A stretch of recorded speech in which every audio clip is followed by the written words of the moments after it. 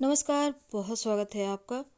कई बार कर्ज ले तो लेते हैं पर उतार ही नहीं पाते हैं। उतारने में बहुत परेशानी। बहुत बार तो छोटी छोटी अमाउंट होते हैं, कई बार तो आप बड़े लोन ले लेते हैं, कर्ज ले लेते हैं। पर जब चुकाने का होता है कुछ समय तो ठीक है, लेकिन उसके बाद लगता है अब क्या करें। तो कर्ज की समस्या से बाहर निकलने के लिए बहुत सारे प्रयोग हमने पहले भी बताए हैं, लेकिन आज जो प्रयोग बताएंगे वो गुरुदेव ने अपने वीडियो के माध्यम से हम भक्तों के लिए ही साझा किया है और वही प्रयोग हम आपसे भी साझा करेंगे। तो सबसे पहली बात, शनिवार के दिन भूलकर भी कर्ज ना लें। जब भी कर्ज लें, अधिकतर लोग लिखित में ही देते हैं, काले पेन से साइन ना करें, इस बात का याद रखिएगा। चलिए शुरुआत करते हैं। कर्ज से मुक्ति के लिए आपको क्या चाहिए? सबसे पहले तो आप जो उपाय करेंगे उसके लिए पीतल की थाली या फिर मिट्टी की थाली, दोनों में से कोई एक आपको लेना है। बाकी का जैसे आप स्टील वगैरह का नहीं लेंगे, या तो पीतल का या मिट्टी का।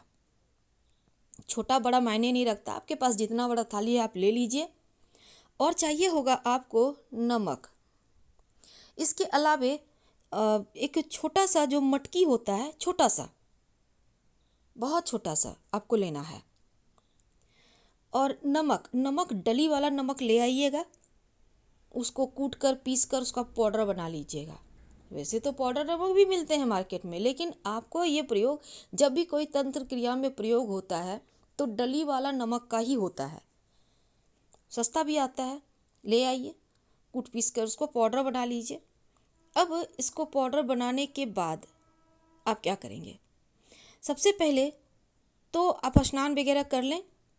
उसके बाद जो थाली आपने लिया है पीतल या फिर मिट्टी का, उसमें नमक को भर दें, अच्छे से भर कर, जितना बड़ा भी थाली है उसमें लेकर अच्छे से प्लेन कर दें हाथों से।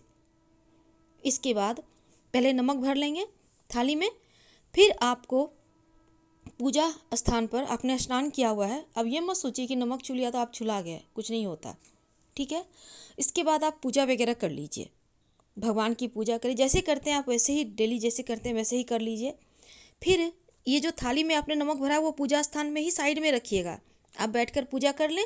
फिर इस ये जो नमक वाला थाली है इसमें आप जितना आपने कर्ज लिया है उतना नंबर लिखें। अब आपने लिया है 10,000 कर्ज तो 10,000 ही लिखें।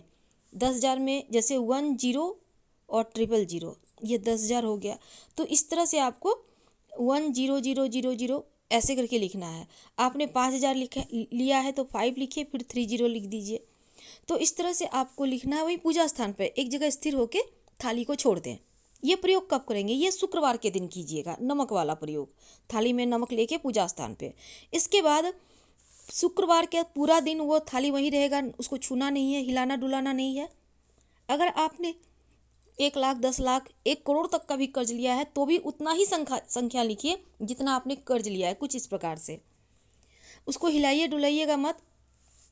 अब ये पूजा स्थान में रहने दें, पूरी रात ऐसे ही रहने दें खुला।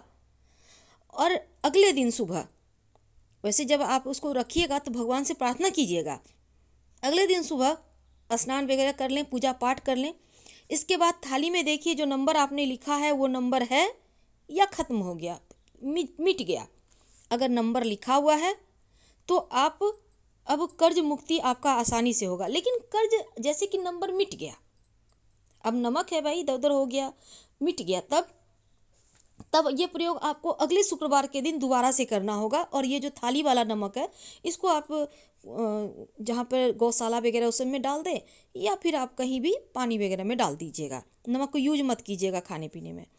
अब देखिए, अगर आपका जो नंबर आपने थाली पे लिखा है वो अच्छे से है, तब जो आपने मटकी छोटी सी, हमने कहा था एक छोटी सी मटकी ले लीजिएगा, उसमें नमक को डाल दीजिए। टोटल नमक छोटा सा लीजिएगा मटकी, जिसमें नमक अट जाए।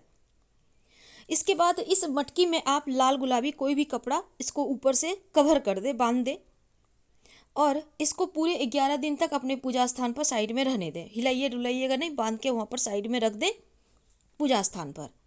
इसके बाद 11वें दिन, आपने ये प्रयोग शुक्रवार को किया है तो 11वां दिन, शुक्र 8 होता है, शनि रवि हो गया 10, सोमवार 11, 11वें दिन यानी सोमवार के दिन आप इसको पास के किसी भी नदी सरोवर के पास लेकर जाइए। इस मटकी को जो आपने कपड़ा बांध के रखा है ना नमक वाला, उसी को अब ले जाकर और नदी में कपड़ा हटा लें कलश से, और जल में, नदी के जल में आप मटकी का नमक डाल दें और बोलिए, प्रार्थना कीजिए, जिस तरह से ये नदी की जल बहता जा रहा है उसी तरह मेरा मेरा जो कर्ज है वो भी खत्म हो जाए और पैसा आता रहे, नदी के जल की तरह कल कर करके धन आता रहे और हम कर्ज से मुक्त हो जाएं।